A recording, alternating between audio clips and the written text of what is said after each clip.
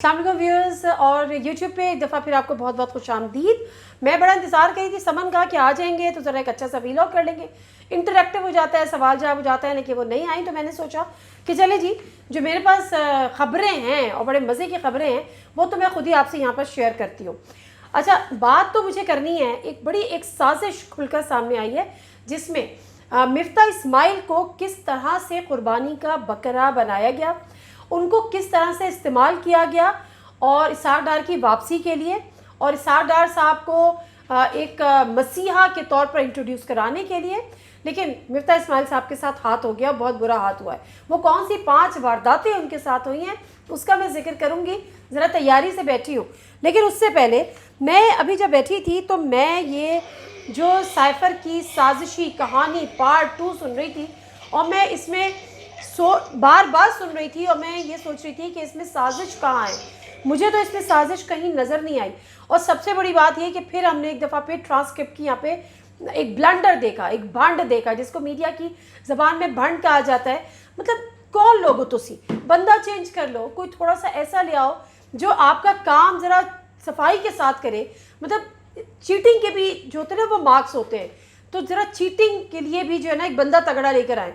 पहले उसने गलत किया, पहले उसने कहा कि जी, उन्होंने कहा कि है तो साजिश ना, तो उसको जो ट्रांसक्रिप्शन था उस पर लिखा कि साजिश बना देते हैं। अब समझ में ये नहीं आता कि क्या लोग बहरे हैं, क्या लोगों को समझ में नहीं है, क्या लोगों को शऊर नहीं है कि वो इस बात को सुन लेंगे। और ये जो पार्ट 2 है उसमें वो कह रहे हैं कि वो कह रहे हैं कि ये मिनट्स लिखते हैं, तो कह रहे हैं अपनी मर्ज़ी के मिनट्स लिख दें। तो भाई ये दोनों साजिशें नाकाम हो चुकी हैं, इनमें कुछ नहीं लिखा, तीसरे पे लग जाओ। और मैं जो हूँ वो अपनी उन वारदातों पे लग जाती हूँ जिसका मैं जिक्र कर रही थी शुरू में, कि जो मिफ्ता इस्माइल के साथ की गई, जो हाथ उनके साथ हुआ और अब जो वारदातें हुई और जो वारदातें होने जा रही हैं। इसहाक डार की वापसी को एक मसीहा के तौर पर पेश किया गया और बड़ा कि जी देखिए जी, अभी तो वो पाकिस्तान में आए भी नहीं हैं और डॉलर की कांपे टांग रही हैं, 3 रुपये डॉलर सस्ता हो गया। कैसे सस्ता हो गया मैं आपको बताती हूँ। इन लोगों ने, इनकी हुकूमत थी, इन्होंने मुकामी जो बैंक्स हैं, मुकामी मार्केट से, सरकारी ख़जाने से डॉलर्स उठा लिए। जब इन्होंने डॉलर्स उठा लिए तो मार्केट में डॉलर्स नापैद हो गया, यूँ डॉलर का रेट बढ़ गया। और इसहाक डार साहब के आने से पहले पहले आपने वो मार्केट में दोबारा से डॉलर फेंक दिए और यूँ डॉलर का रेट कम हो गया। और इम्प्रेशन क्या मिला, और उनकी जो अपनी पूरी फ़ौज है उसने कहा कि जी देखिए जी, इसहाक डार अभी आए भी नहीं हैं और उनके डॉलर की कांपे टांग रही हैं और डॉलर सस्ता हो गया। ये है वारदात नंबर 1। वारदात नंबर 2, ये क्या करेंगे, इन्होंने किया क्या, पेट्रोल की इंटरनेशनल जो प्राइस थी वो सस्ती हो रही थी, इन पे प्रेशर था और इन पे लाजिम था कि ये पेट्रोलियम प्राइसेस को कम करते, क्योंकि इंटरनेशनली अगर पेट्रोल की प्राइसेस कम हो रही हैं तो कोई जवाज़ बनता ही नहीं है कि ये पेट्रोल की प्राइसेस बढ़ाए। और खीखी खीखी करके मुस्तफ़ा जो क्या है पता नहीं, मिफ्ता इस्माइल साहब, वो आ जाते थे और वो कहते थे जी हमने इस दफ़ा इतने पैसे बढ़ा दिए, और इसकी कोई जवाज़ नहीं देते थे कि आप इंटरनेशनली प्राइसेस कम हो रही हैं और आप यहाँ पे कीमतें बढ़ा रहे हैं। इसके पीछे ये था वारदात नंबर 2 कि आप बढ़ाते रहे कीमतें, खामोशी के साथ बढ़ाते रहे, उनको बाकायदा तौर पर ये इंस्ट्रक्शंस थी। और फिर जब इसहाक डार साहब को हम यहाँ पर लॉन्च करेंगे, जब उनकी लॉन्चिंग सेरेमनी होगी, उसके बाद इसहाक डार साहब रोएंगे जी, अवाम तो बड़ी मुश्किल में थी, क्योंकि बाऊजी तो आपको पता है ना कि वो इस प्राइसेस में साथ नहीं थे। मरीम नवाज साहिबा भी कहती थी कि मैं इसको ओन नहीं करती। वो अलग बात है कि पीएम हाउस में बैठ के कहती थी कि पेट्रोलियम प्राइसेस तो आपको बढ़ाने चाहिए। तो मुझे तो पर्सनली ये लग रहा है कि इसहाक डार साहब, मियाँ नवाज शरीफ साहब और उसके साथ साथ मरीम नवाज साहबा, ना सिर्फ मिफ्ता इस्माइल साहब बल्कि शहबाज शरीफ साहब के साथ भी हाथ कर गए। शहबाज शरीफ को कहा गया कि पेट्रोल की कीमतें तो आपको बढ़ानी होंगी, आपका इमेज बेहतर करने के लिए हम कुछ और प्लान कर लेंगे। दूसरी जानिब मिफ्ता इस्माइल साहब को कहा गया पेट्रोलियम प्राइसेस आपने बढ़ानी है, और उसके बाद अब जब इसहाक डार साहब आए वो कहेंगे जी ये कैसे हो सकता है, ये तो मुझे पता है। आपको पता है ना वो कितने एक्सपीरियंस्ड और एक कॉम्पिटेंट वज़ीर ख़जाना रहे हैं माजी में भी। वो कहेंगे नहीं नहीं जी, मैं तो देख ही नहीं सकता आवाम के साथ ये जुल्म। चले जी, खट से पेट्रोल की प्राइसेस गिर जाएंगी और आवाम कहेगी वाह जी वाह, देखकर हमने कहा था ना کہ یہ اس کا پیٹرول جو معیشت ہے اس کی جو دھاگا ہے، اس کی جو گتھی ہے، اس کو سلجھانے کا کام صرف اور صرف اگر کوئی جانتا ہے تو وہ اسحاق ڈار صاحب جانتے ہیں۔ تو یہ ہو گیا آپ کا واردات نمبر 3۔ اچھا جی، واردات نمبر 3، مفتاح اسماعیل صاحب کو کہا گیا کہ آپ نے ہر فیصلے پر ہاتھ سخت رکھنا ہے، اور وہ ہر فیصلے پر ہاتھ سخت رکھتے چلے گئے اور یہ کہتے چلے گئے کہ جی دیکھیں جی یہ ضروری ہے، یہ ضروری ہے، میں نے نواز شریف کو، میں نے اس حکومت کو سنبھالنے سے پہلے ان کو بتا دیا تھا۔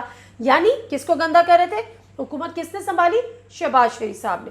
تو شہباز شریف صاحب بیچارے پتہ نہیں سیدھے ہیں یا بس اس خوشی میں کہ جی کم از کم اچکن تو پہنی بھی ہے، خاموشی سے سب چیزوں کو برداشت کرتے رہے، ہر چیز پہ سخت ہاتھ بھی رکھا، ملبہ سارا شہباز شریف پہ یعنی وزیر اعظم پہ گرایا کہ میں نے ان کو پہلے دن کہہ دیا تھا کہ یہ سب کرنا ہوگا اگر حکومت چلانی ہے۔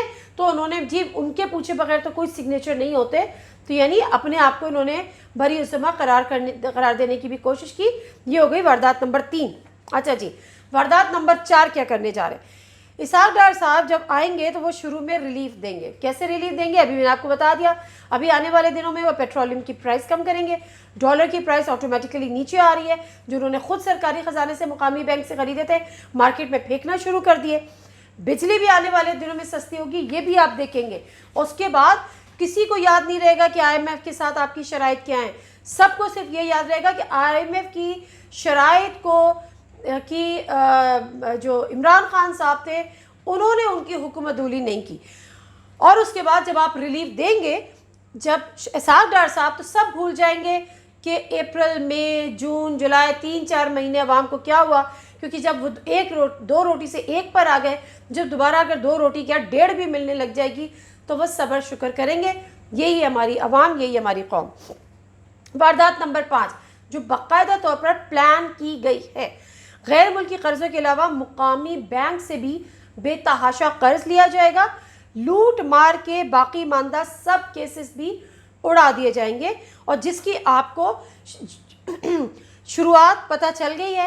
کل مریم صاحبہ بری ہو گئی تمام کیسز سے، باعزت بری ہو گئی، سوری میں صرف بری ہونے کا کہہ رہی تھی، باعزت طور پہ بری ہو گئی۔ اور سب سے اچھی چیز تو یہ ہوئی کہ انہوں نے کہا کہ یہ فیصلہ اوپر سے آیا، اللہ تعالیٰ کی طرف سے یہ فیصلہ آیا ہے۔ تو چلیں جی، اب نواز شریف صاحب کی بھی آنے کی واپس تیاری ہے، اور نواز شریف صاحب جو ہیں وہ انہوں نے اعلان کر دیا کہ یہ تو بیسیکلی میں آپ کے باقاعدہ لکھ کے اور اپنی تیاری کے ساتھ لے کر آئی تھی کہ جو انہوں نے وارداتیں کرنے کا سوچا ہے، جس طریقے سے انہوں نے مفتاح اسماعیل صاحب کو ٹیشو کی طرح استعمال کر کے سائڈ پہ پھینک دیا اور اسحاق ڈار صاحب آ گئے، اور اب نواز شریف صاحب بھی جلدی آ جائیں گے۔ کل بھی انہوں نے مریم کو دلاسے دے رہے تھے شہباز شریف صاحب کہ جی ابو آ جائیں گے، ابو آ جائیں گے، تو انہوں نے کہا ہاں جی ضرور آ جائیں گے۔